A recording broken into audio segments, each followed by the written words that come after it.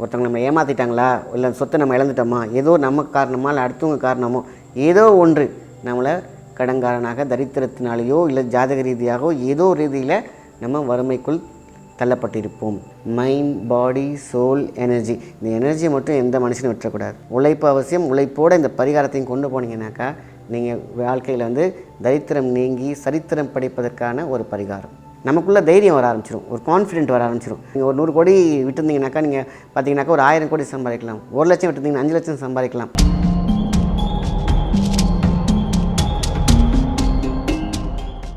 வணக்கம், உங்கள் மாயன் செந்தில்குமார். இன்றைய பதிவு மிகவும் முக்கியமானது. வீட்டில் பண கஷ்டம், வறுமை குறைய ஒரு முக்கியமான ஒரு பரிகாரம். பண கஷ்டம் அப்படின்னு கேட்டிங்கனாலே மன கஷ்டம் தானாக வந்துவிடும். மன கஷ்டம் வந்துச்சுனாலும் வீட்டில் சண்டை சச்சரவுகள், சந்தோஷம் காணாமல் போயிடும்.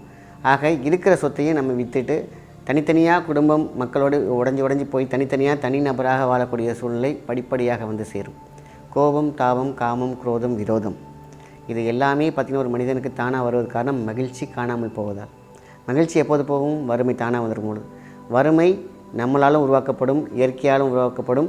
எப்படியோ ஒரு சூழ்நிலை உருவாகுது பார்த்திங்களா, அந்த சூழ்நிலையை கண்டுபிடித்து அதை ஆராய்ந்து அதை உடைச்சிட்டோம் அப்படின்னு கேட்டிங்கன்னா வாழ்க்கை மிகவும் சந்தோஷமாக இருக்கும். இதைத்தான் எல்லோரும் செய்ய மறந்துடுறாங்க.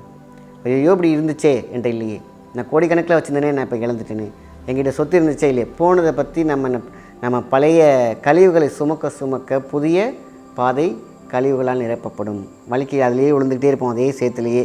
அதை நினச்சி எல்லாருமே ஒரு விஷயத்தை தெரிஞ்சுக்கணும். ஒவ்வொரு மனிதனும் உருவாக்க தெரிந்தவர்கள். உருக்குலைந்து போனாலும் உருவாக்குவது நின்று போயிடும், ப்ரொடக்ஷன் போயிடும்.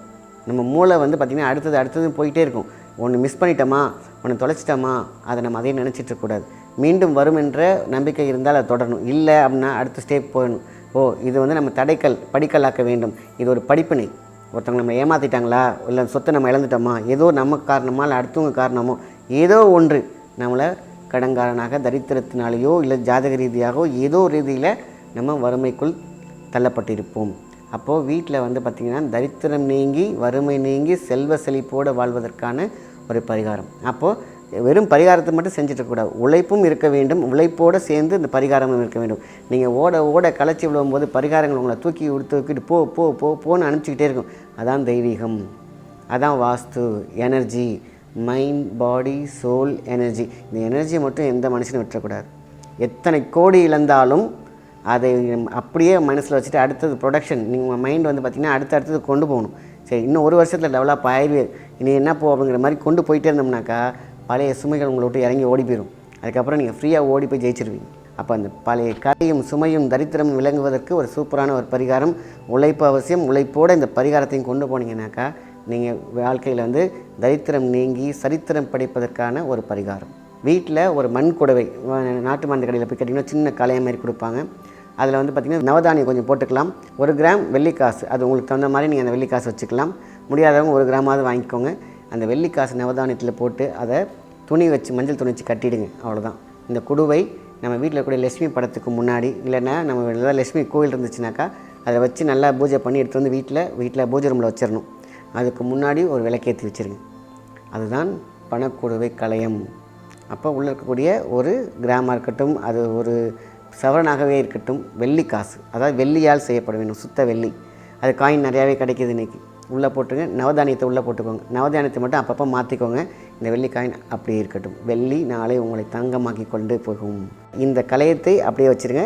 நம்ம 6 மாதத்துக்கு ஒரு தடவை இந்த கலையத்தில் உள்ள நவதானியத்தை எடுத்து காக்கா குருவிகளுக்கு போட்டுட்டு திருப்பி புதுசாக ஒன்று போட்டுக்கோங்க. அந்த வெள்ளிக்காசு மட்டும் அப்படியே இருக்கட்டும்.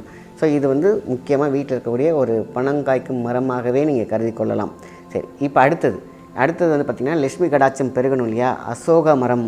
நீங்கள் ஒரு வேளை நீங்கள் உங்கள் கிராமத்தில் இருந்தாலும் சரி, சிட்டியில் இருந்தாலும் அசோக மரம் கண்ணில் தென்பட்டால் அதில் பார்த்திங்கன்னா நீங்கள் ஒரு வெள்ளிக்கிழமையில் நீங்கள் அதுக்கு கீழே ஒரு விளக்கேற்றிட்டு வர ஆரம்பிச்சிங்கனாக்கா, அசோக மரம் சாதாரண விஷயம் கிடையாது.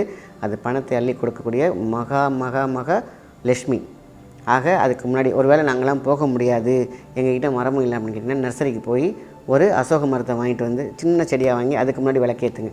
அது ஓரளவு பெருசாக வளர்ந்துருச்சா, உங்களுக்கு இடம் இருந்துச்சுன்னா அப்படியே விட்டுடுங்க, வீட்டில் வச்சுருங்க. இல்லை இடம் இல்லை அப்படிங்கிற பட்சத்தில் அழகாக நீங்கள் காடு கரையில் அதை வச்சிங்கன்னா உங்கள் பேரில் அது அழகாக போகும்.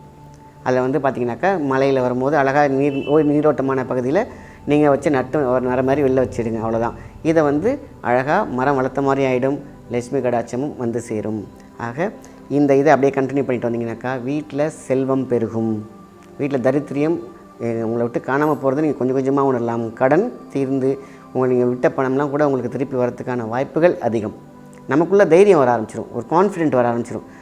நம்ம ஃபஸ்ட்டு ஸ்டெப் வந்துட்டோம், அடுத்த ஸ்டெப் வந்துட்டோம். நம்ம பழைய நீங்கள் ஒரு 100 கோடி விட்டுருந்தீங்கனாக்கா நீங்கள் பார்த்தீங்கன்னாக்கா ஒரு 1000 கோடி சம்பாதிக்கலாம். 1 லட்சம் விட்டுருந்தீங்கன்னா 5 லட்சம் சம்பாதிக்கலாம். எனக்கு என்றைக்குமே மனசை மட்டும் தளரவிடக்கூடாது. அதான் எனர்ஜி. மைண்டை ஃபோக்கஸாக வச்சுக்கோங்க. பாடியை பயங்கரமாக லைட்டாக வச்சுக்கோங்க. மைண்ட், பாடி, சோல், உங்கள் உயிரை பத்திரமா வச்சுக்கோங்க. எனர்ஜியை மட்டும் கைவிட்டுறாமல் கொண்டு போனீங்கன்னு கேட்டிங்கன்னா இந்த பரிகாரம் அனைத்துமே அப்படி தான். நீங்கள் பரிகாரம் செஞ்சால் போதுமான்னு நிறைய பேர் கேட்குற கேள்விகளுக்கெல்லாம் உள்ளுக்குள்ளே இயங்கக்கூடிய ஒரு சயின்டிஃபிக்கல் தெரியறதில்ல. பேசுவோர் அப்படிங்கிற போயிட்டே இருக்கட்டும். நமக்கு யாருக்கு போய் சேரணுமோ இந்த பதிவு போய் சேரும். அதனால தான் இந்த அசோக மரத்துக்கு விளக்கு ஏற்றிட்டு வந்துகிட்டே இருங்க. சின்ன செடியில் கொஞ்சம் பெருசாக வந்துச்சுன்னா நீங்கள் அடுத்தது போட்டுக்கோங்க. சின்னதாக திருப்பி வீட்டில் வாங்கி வச்சுக்கோங்க. இப்படி உங்கள் மரத்தை நீங்கள் எங்கே வேணாலும் காடு கரைகளில் வளர்த்துக்கிட்டே போகலாம். சரி, இது பண்ண நல்ல தெளிவுகள் வரும். வீட்டில் இருக்கக்கூடிய குடுவை இருக்குது பார்த்தீங்களா, அந்த குடுவைக்கு முன்னாடி எப்பொழுதுமே ஒரு விளக்கு, அதாவது 24 ஹவர்ஸ் செய்யணும்னு அவசியம் இல்லை.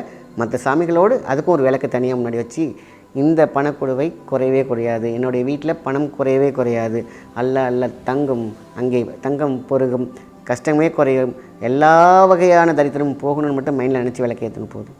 எண்ணமே வாழ்க்கை. உங்களுடைய மைண்டு அந்த விளக்குக்குள்ளே போய் உங்கள் துன்பத்தை விளக்கும். அசோக மரத்தோட எனர்ஜி, ஆராசக்தி உங்களுடைய கான்ஃபிடென்ட்டை உருவாக்கும்.